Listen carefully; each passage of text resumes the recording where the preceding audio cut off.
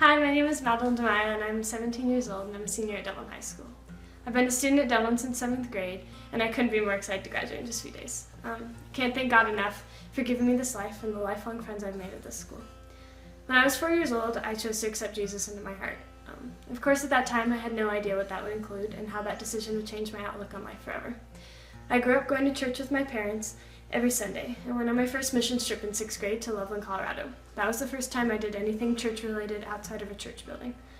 On this trip, I was given the opportunity to serve at a horse therapy camp for kids with special needs, and if any of you know me, you'll know that this was right up my alley. This was the first time that I had ever served God by serving others, and I loved it. I craved the ability to go and help other people, so in 8th grade, I went on another missions trip to the inner city of Denver. Both of these trips were nearby and showed me how much need there is practically in my backyard.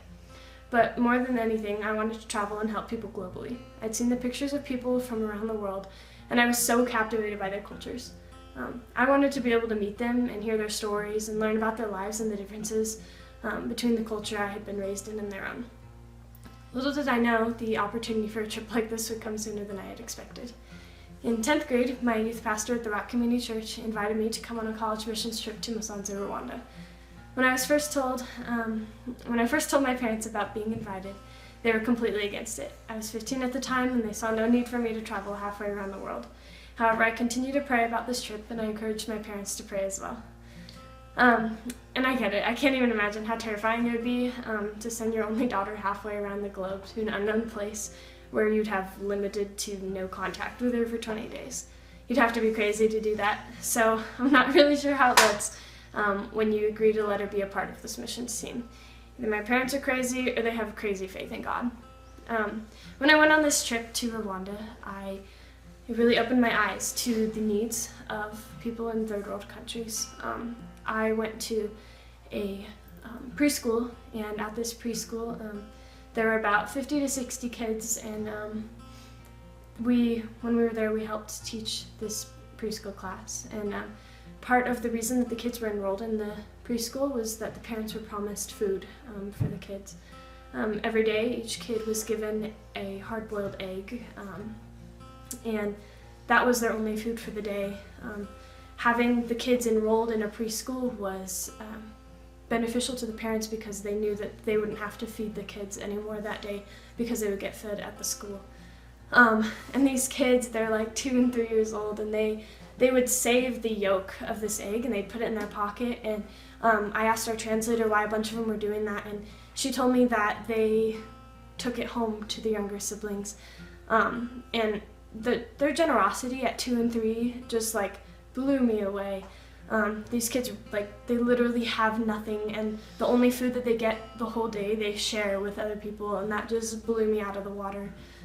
At the same church, it was, the preschool was hosted in a church, and the people of the village, they didn't have enough money to build the other half of the roof of this church.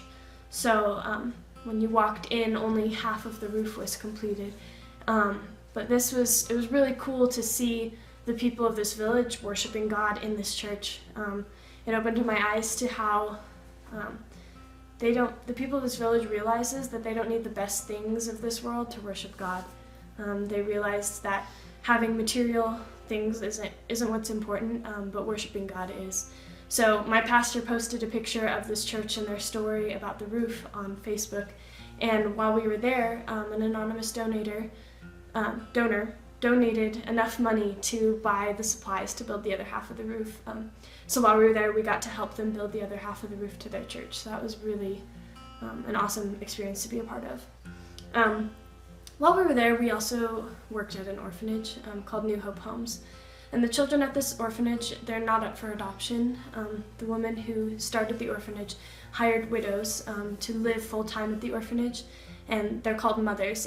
The kids call them mothers, and the whole purpose of this orphanage is to give kids who have no family left anywhere that wants them a place to call home. And the orphanage is completely self-sustainable, so they grow all of their own food and they raise their own livestock, and they grow so much food that they can actually make a little bit of money, which helps support the kids and send them to school. And that was just really cool to see and to be a part of, and just to see the need of the people there, that they would need to build an orphanage to be completely self-sustainable. And something that blew me away about the people in Rwanda was their eternal focus on God. They really realized that the things of this world didn't matter, and that what really mattered was storing up your treasures in heaven. Every church in every single village that we went to, we were welcomed with songs and dancing and loud, beautiful music. And we asked our translator what they were singing about, and every single time she told us that they were singing songs about how life on this earth may not be good and may not be completely ideal, but it doesn't matter because they know they're going to heaven, and in heaven all things are beautiful and all things are made new. And this joy that they had just blew me away, and it blew my whole team away. And when I came back to the States, I completely saw the world in a different light. I realized how fortunate I am to live in America, but I was also really disappointed with how distracted I was. I had a better understanding of the importance of storing up your treasures in heaven. When I came back, I began to put less and less value on the things of this world, and I shifted my focus off of myself and more onto what would bring glory to God. Some days I do this better than others, but I think that's part of being human. That's the cool thing about God. He chooses to use us broken people to do his work.